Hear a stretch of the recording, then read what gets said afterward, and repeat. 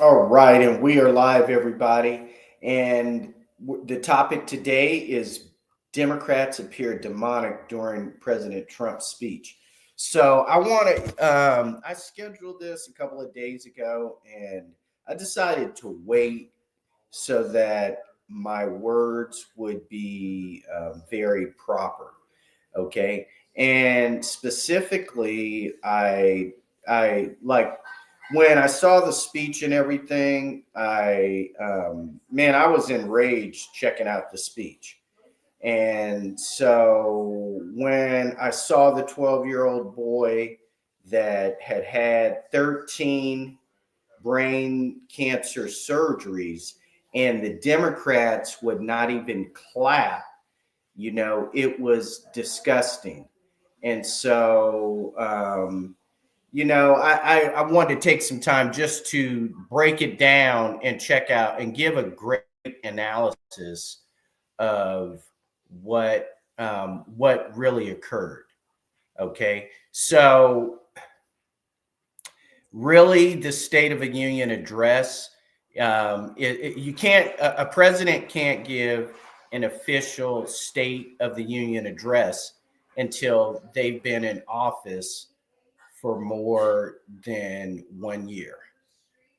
And specifically, it's so, but given that what Trump wanted to do is not really give an official State of the Union speech, but he needed to inform the American people of what was going on. And he needed to do that because specifically, it's my understanding that Joe Biden did not give a State of the Union. At least, let's check this out. I think it's 18 months. State of the Union address. When was the last? No.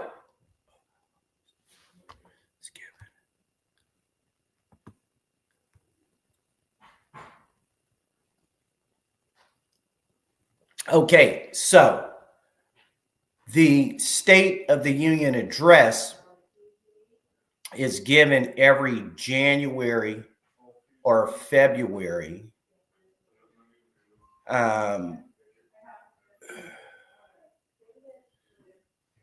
Let's see here. Every January or February, the president gives a State of the Union. Okay, so every January or February. All right. Now, except during an inauguration year when the speech is considered an address to Congress. So he was just addressing Congress. So that's why I'm breaking all this stuff down. And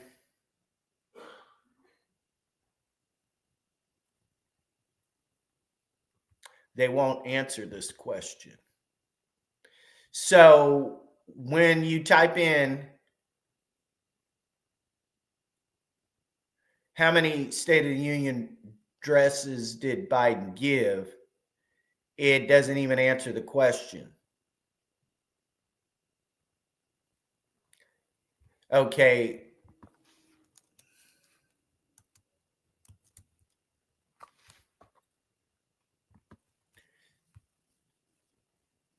Okay.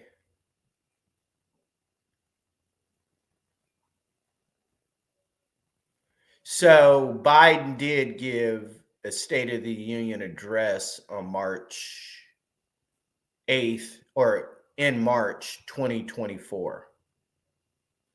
Okay, so he did. So see, that's why I'm doing my research so I don't just begin speaking. Okay, so this was an address to Congress. And the Democrats are so idiotic that they couldn't even be civil. Okay. And the crazy part about it is they don't have a platform. They don't have a position. It appears that their only agenda is chaos. Let me get some water. It appears that the Democratic position, the only position they really have, is to cause chaos. So, in effect, the Democrats really have no interest. Like, you can't rule unless you have an agenda. If your only agenda is to cause chaos and confusion, that's not an effective way to rule. It is a way to rule, but that state of rule isn't going to last long. So when you look at what the Democrats have been running on in 2020, 2022, 2024, and so for the last 4 years, the only two important campaign issues that the Democrats have campaigned on is abortion, a woman's right to abortion. That's it. The only thing that the Democrats care about is a woman's right to have an abortion. It appears that there's nothing else that even matters to these people. And then diversity, equity, and inclusion.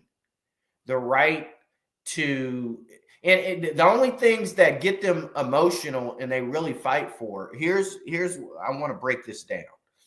The only issues that the Democrats argue and fight for are anti-God and anti-rightness.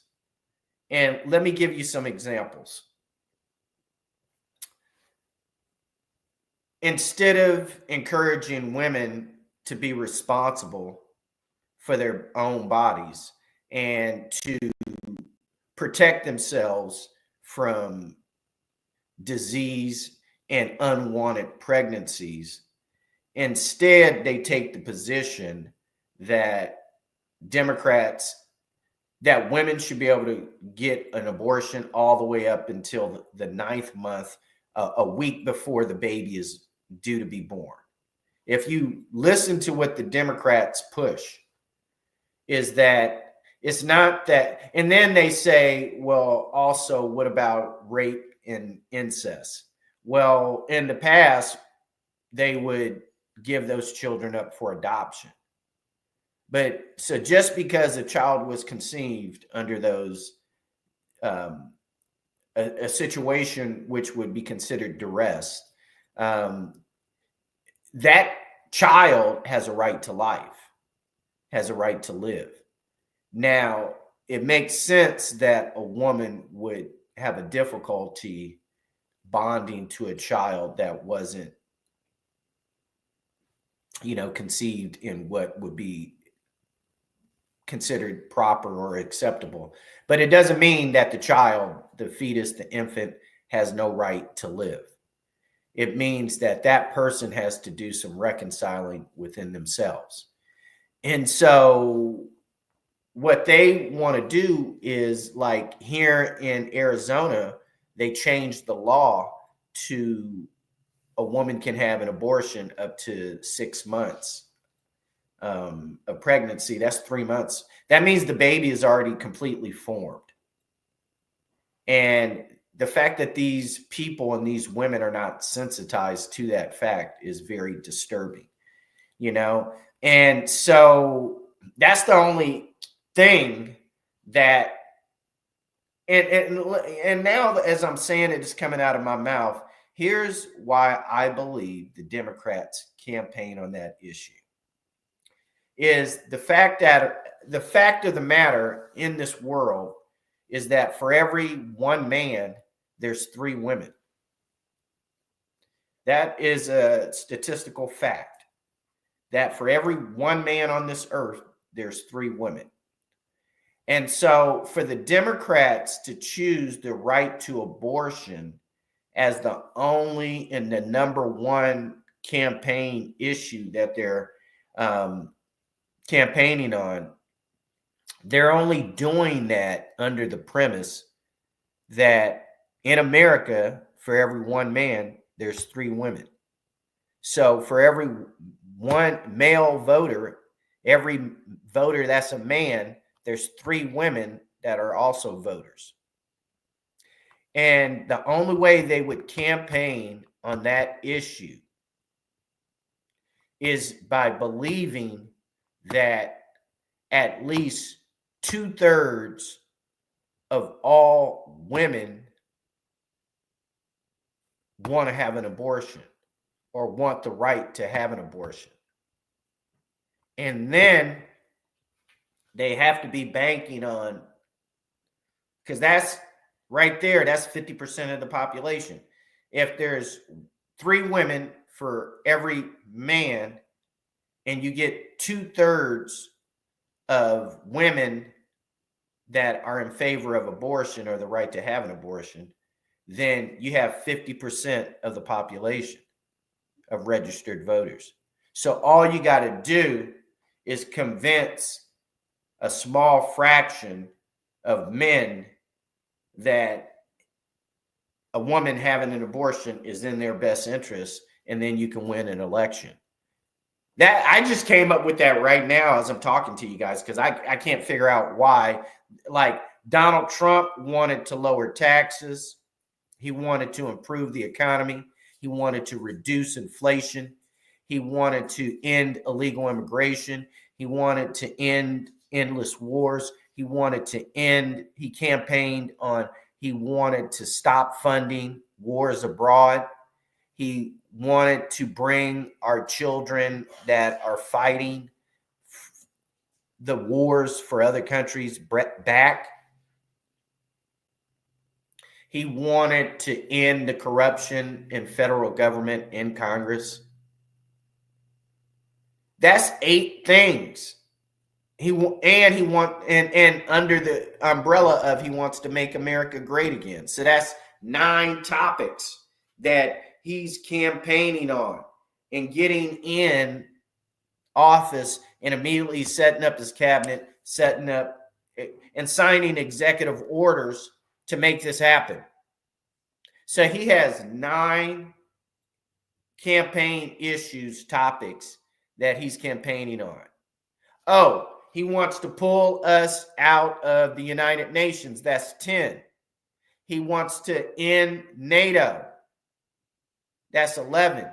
He wants to pull us out of the sponsoring the World Health Organization. That's 12. He had 12 issues that every time you saw this man, and he's what, 75, 76? I don't know. My woman in the background might yell it out. Donald Trump, let me tell you, the man is like 76 years old. The man has more energy than me. Oh, my Lord. Donald Trump is 78 years old. Okay? The man has more energy than I do. The man is 25 years older than me, he's over 20 years older than me, and Donald Trump has more energy than I do. So, hey, that's why I stopped drinking liquor and beer. I have one today, though, but in general, I don't drink beer that often because I want that energy. I want energy like Donald Trump.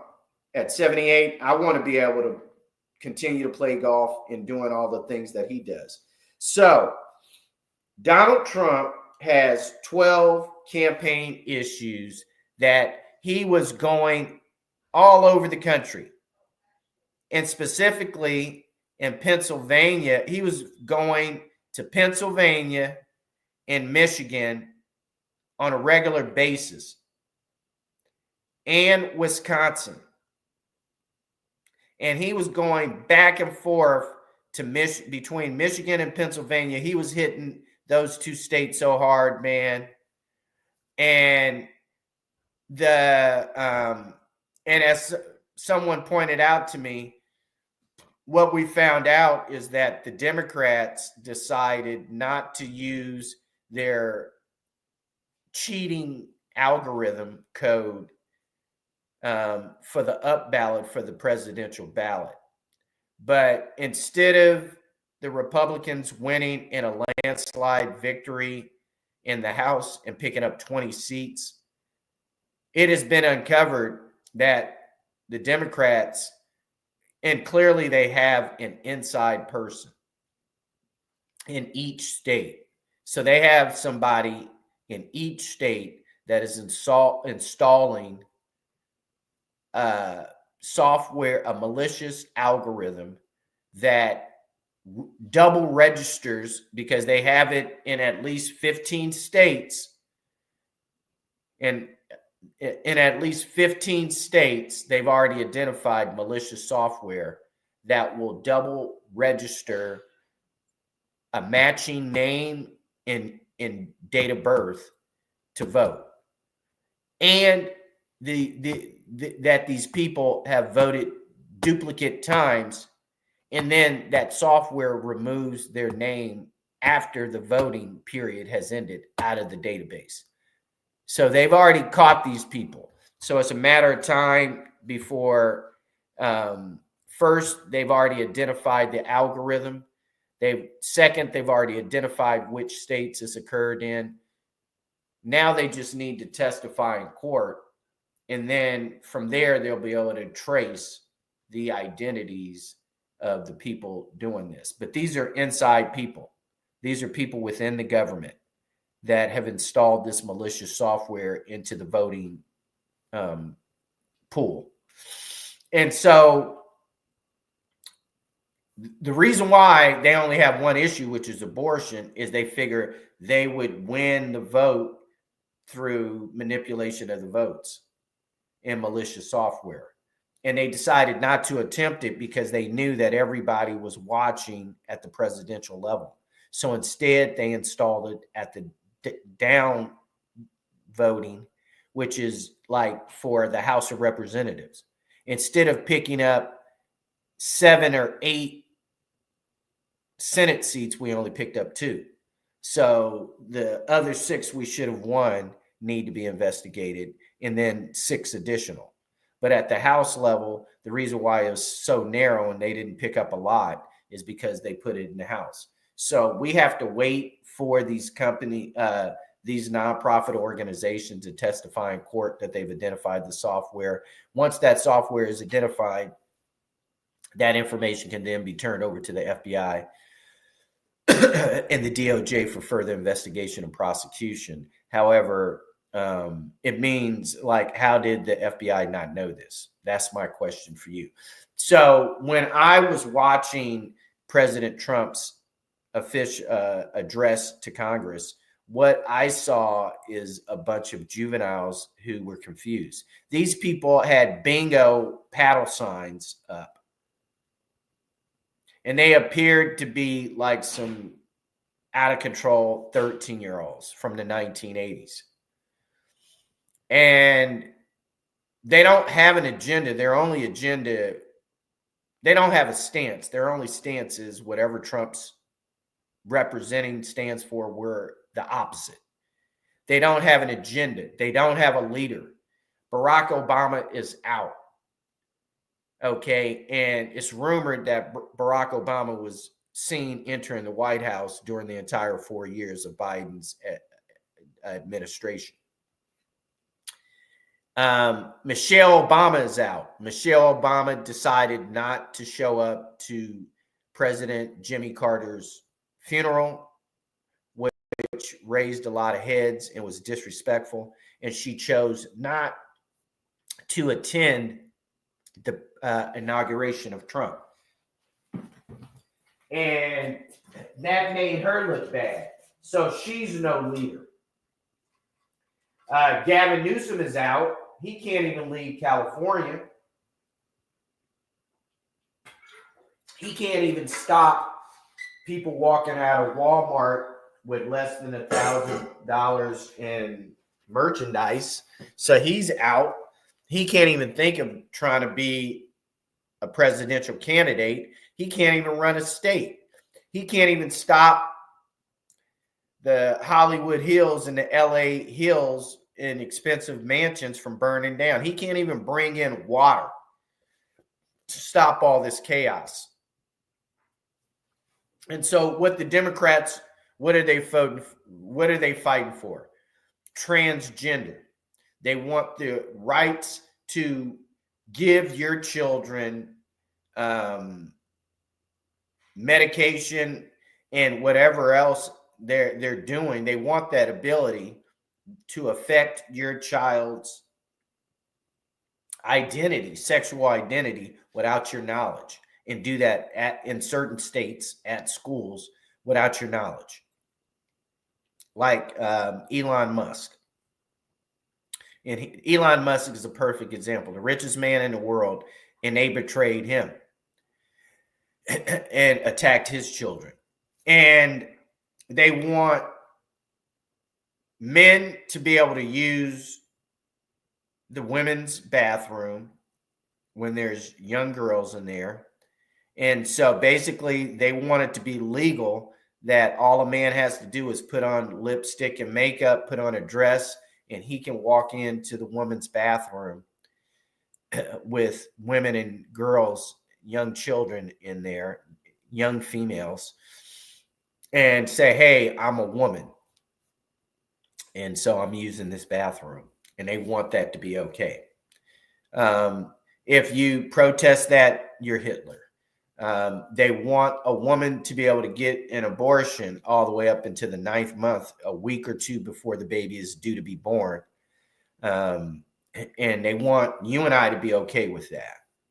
They don't want the man in the family, in the first family they've broken down is the African-American family.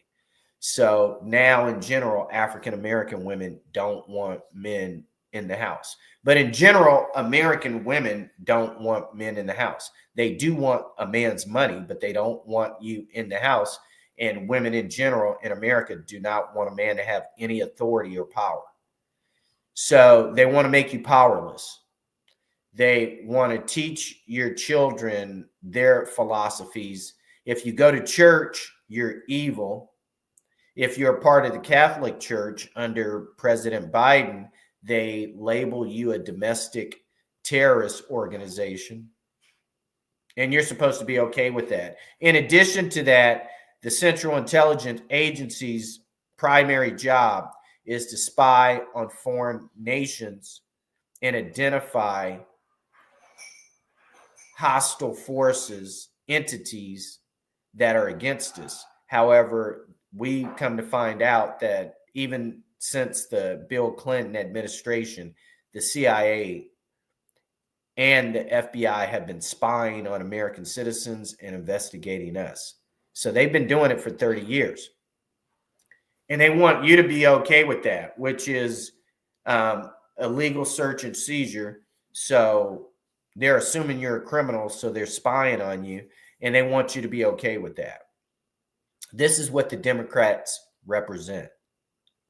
And you notice everything is anti-God, anti-family, anti-faith, and anti-making sense, anti-rationality.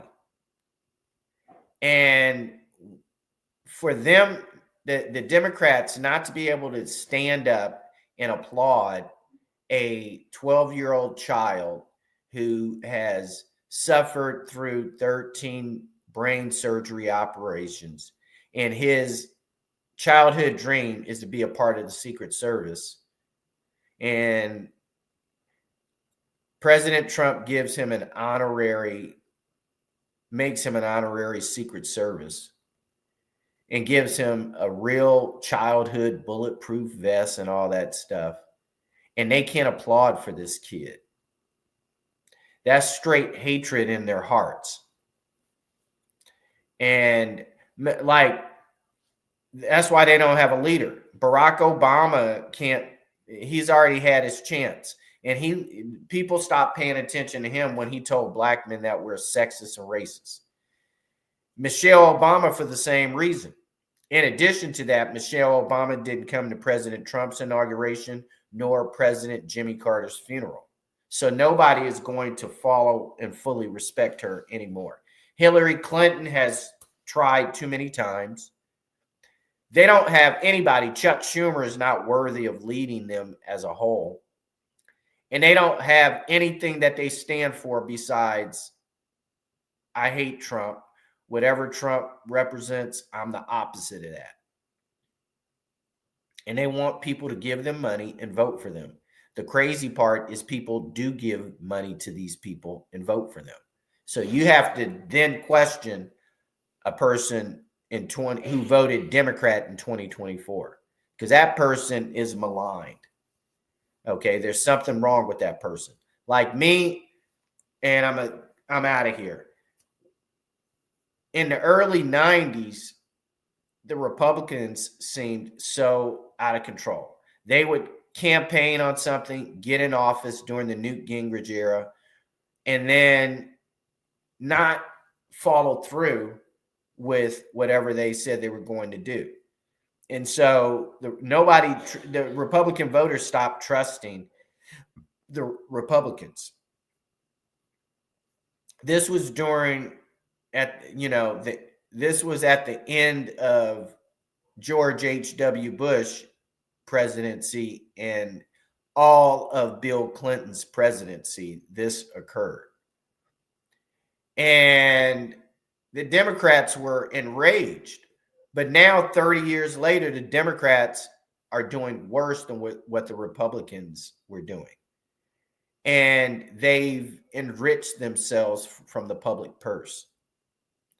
And what's crazy is they can continue to get Democrat donors to give them money and keep voting for them, despite the fraud that they continue to do, which is obvious.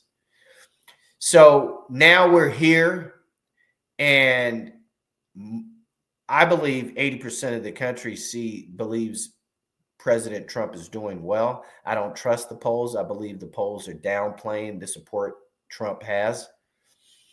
And let's watch this whole thing play out.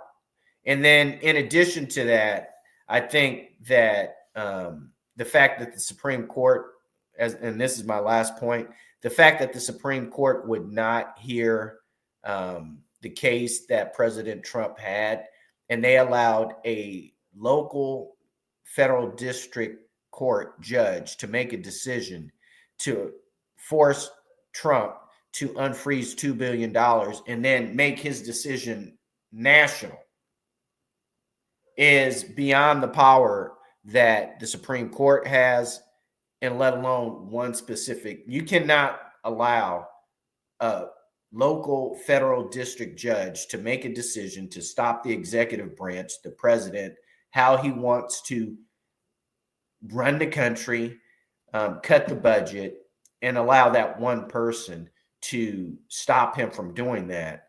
And then in addition to that, this judge needed to recuse himself because he is on the board of directors of a company that has received $118 million from USAID. And that $2 billion that he's ordering President Trump to unfreeze is going to fund the company that he's on the board of directors for and has already received $118 million from USAID. So that's a clear conflict of interest. And that judge needed to recuse himself, but he didn't, which is unconstitutional and means that Donald Trump doesn't even have to respect his decision or his opinion, because that judge is compromised, he lacks integrity, and he's not making his decisions based upon good behavior. If you're a judge that is sitting on the board of directors of a company that receives funding from USAID, and you rule that the executive branch and the president needs to unfreeze $2 billion, which will directly give USAID money that is then going to go to the corporation that you sit on the board of directors, you have a conflict of interest and should be indicted. And I'm like, AG Pam Bondi needs to get on that immediately and remove this judge from and if Donald Trump hasn't done it already, he needs to revoke the security clearance of this federal judge. And they need to find a way to take him out off the bench. And then they don't need to and then they need to indict him. This man needs to be arrested. So with that, I'm out of here. I went 30 minutes. I only thought it was going to be 15 minutes. With that, I'm out of here. God bless you all. I'll be back tomorrow.